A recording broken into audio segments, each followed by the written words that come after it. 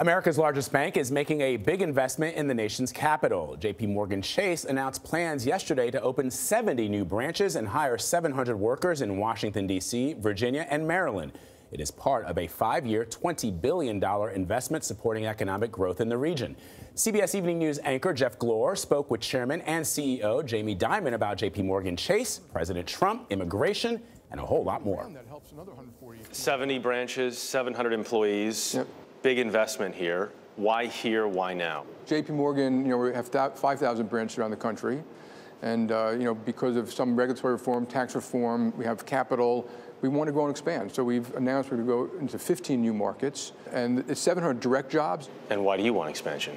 If you look at the greater D.C. area, it is the third largest market. It's one of the wealthiest markets in the country. It also has some of the poorest neighborhoods, and we want to help lift them up, too.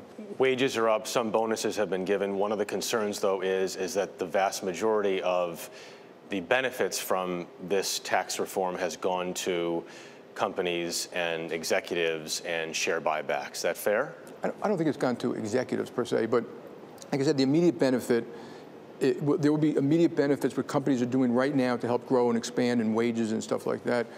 Over time, capital gets reinvested, and that drives productivity and wages. And so the American public has to understand that's what drives it. Question being, but are the benefits of tax reform right now being distributed, in your estimation, fairly? No, over time they will, but I said it's going to be very hard to do it in day one. But remember, for me to open 500 branches, I need real estate people, we need to train tellers, we need to train branches, we need to sign leases, so I couldn't do it overnight. How's President Trump doing? Well, I'm not going to speak specifically. Regulatory stuff, good. I think a lot of people I speak to, CEOs, have seen relief. But let's just reduce the bureaucracy, which you all know is there, and anyone who deals with government in the DMV or the VA sees it all the time. How often do you talk to the president? Not a lot. When you talk to him, what do you say? Well, I'm the chairman of the Business Roundtable, so I go for very specific things, and it was trade. We spoke about trade, we spoke about immigration, about policy issues that we're trying to give him our insights and what we think would be good for the country. You disagree with him in part on both trade and immigration, but also agree with him in part on immigration, both. I don't know, because it's not completely clear where the administration is on the broad spectrum of immigration. I've heard him say publicly, I support DACA. I've heard him say publicly, I want to get immigration reform done.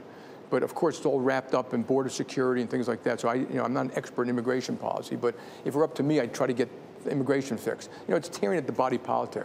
There's been a lot of talk about North Korea. We know that Mike Pompeo, outgoing CIA director, potentially Secretary of State, went to visit Kim Jong-un. The president's really trying to advance that potential summit, which might take place in June. Good idea? I think it's a great idea. I mean, how can trying, to have peace on the Korean Peninsula would be wonderful for the world. And, I find it funny when people say, don't try. Of course you should try. If it doesn't work, it doesn't work. But I think the fact that Pompeo went there is a very good sign, and hopefully that they will come to a resolution.